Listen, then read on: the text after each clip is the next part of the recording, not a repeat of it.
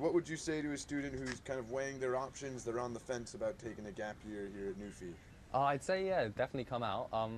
Obviously, you've got to think about things like, I think you do have to start planning in advance for what you're going to do over the winter, like whether you're going to go home, when you're going to go traveling, because China's really big, and it's, when it's holiday time, everyone travels at the same time, so it can be a nightmare to get anywhere. But if you plan in advance, it's fine.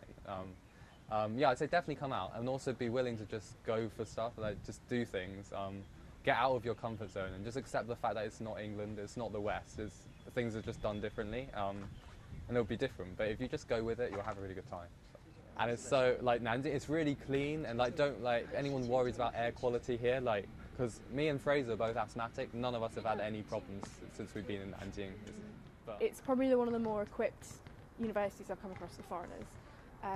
Great area, sort of, you're not going to be chucked into some sort of, I don't know, sort of Shanghai gangster world where you're just going to be in some back alley living out of a box. It's really nice. It surprised me a lot actually how good quality it is. The classes are fantastic. They're actually sometimes they're a lot better than ones I've taken at Red Brick University in the UK for language. So it's really good. You can really achieve a lot without getting stressed out, without feeling like it's hard work at all. What would you say to a student who is weighing their options about coming to NUFE for a gap year? I would say do it. I would just go for it. If there's nothing stopping you apart from do I want to spend a year in China, then you should absolutely do it, because it's such an experience. How often do you get the opportunity to come and study? And it's such a chilled out method of studying as well. Do you know what I mean? It's not like we've got lessons from 8 till 5 every day like the Kazakhs do, and it's just much. Yeah, it's just a really good opportunity, I would say. Learn a new language, experience a different culture, living in a different country as well is definitely something that everybody should experience, I think.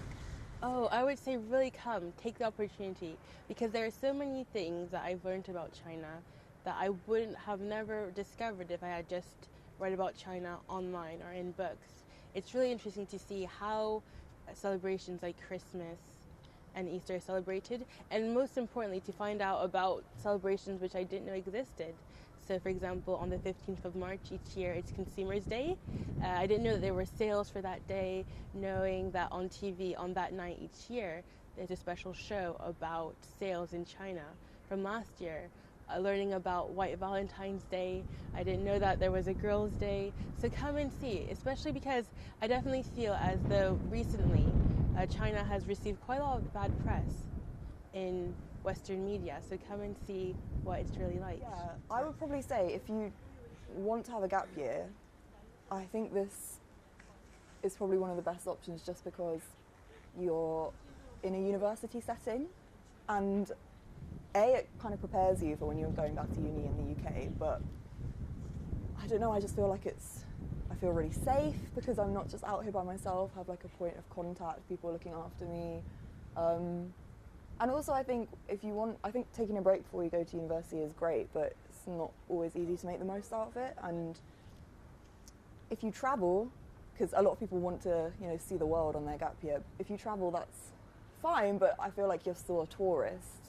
You're not, when you're coming here, you're actually living here, you're fitting in, you're learning so much. I think it's just a much more valuable experience. Yeah.